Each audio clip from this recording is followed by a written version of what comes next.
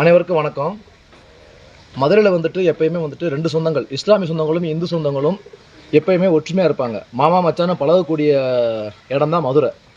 ஆனால் மதுரை மீனாட்சி அம்மன் கோவில் மீனாட்சி திருக்கல்யாணம் சரி, அழகூர் கோவில் திருவிழாவும் சரி, அங்கே வந்து இஸ்லாமிய சொந்தங்கள் எங்களுக்கு மோர் கொடுக்கறது, தண்ணி கொடுக்கறது அப்படின்னு அவ்வளோ பாசமாக இருப்பாங்க. ஆனால் அந்த பாசத்தை ஒரே நிமிஷத்தில் இங்கே வேசம்னு தயவு செய்து காமிச்சிடாதீங்க. அது ரொம்ப நல்லதுக்கு இல்லை. ஏன்னா பழகுனா உசுரை கொடுக்குற ஊர் மதுரை மாவட்டம். அது தமிழ்நாட்டுக்கு மட்டும் இல்லை, மொத்தம் இந்தியாவுக்கே தெரியும். தமிழ் பேசுகிறவங்க எல்லாத்துக்குமே தெரியும். பழகுனா உசுரை கொடுக்குறது யார் அப்படின்னா மதுரைக்காரங்க. அது ஜாதி மதம் எதுவுமே பார்க்க மாட்டாங்க. நம்மக்கிட்ட பழகிட்டானா, நம்மக்கிட்ட பழகின சொந்த அப்பா அம்மா திட்டினா கூட அப்பா அம்மாவை எடுத்து பேசி நண்பனை காப்பாற்றுற ஊரே மதுரை.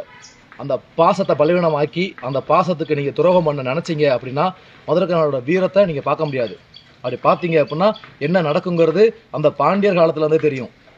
தவறான நீதியை கொடுத்ததுக்காண்டி செங்கோலை இழந்து தன் உயிரை மாற்றி கொண்ட பாண்டியர் மன்னர் வாழ்ந்த பூமி மதுரை பூமி.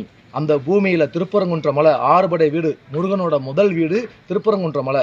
அந்த திருப்பரங்குன்ற மலையில் நீங்கள் வந்து அதை அசுத்தம் பண்ண நினச்சி மத கலவரத்தை உண்டாக்கும் நோக்கில் நீங்கள் செயல்பட்டீங்க அப்படின்னா மதுரத்தோட வீரத்தை, நம்ம மதுரையோட வீரத்தை கண்டிப்பாக நீங்கள் பார்ப்பீங்க. மதுரை மக்கள் வீரம் என்னன்னா கண்டிப்பாக நீங்கள் பார்ப்பீங்க. ஏன்னா மதுரை மக்கள் பாசம்னா உயிரை கொடுப்பாங்க. ஆனால் பகனா என்ன செய்வாங்கன்னு மதுரைக்காரண்டை கேளுங்க, கண்டிப்பாக சொல்லுவாங்க என்ன செய்வாங்கன்னு. ஒரு மாடுக்கு நீதி சொன்ன ஊர் தமிழ்நாடு. மனுநீதி சோழன் ஒரு மாடு அதோட கண்ணுக்குட்டியை தன்னுடைய மனுநீதி சோழனோட மகன் தேரில் ஏற்றி கொண்டுட்டான்னு சொன்ன உடனே அதுக்கு மணி அடித்து நீதி கேட்டதுக்கு தன்னுடைய சொந்த மகனை கொண்டு நீதியை நிலநாட்டின ஊர் அந்த தமிழ்நாடு.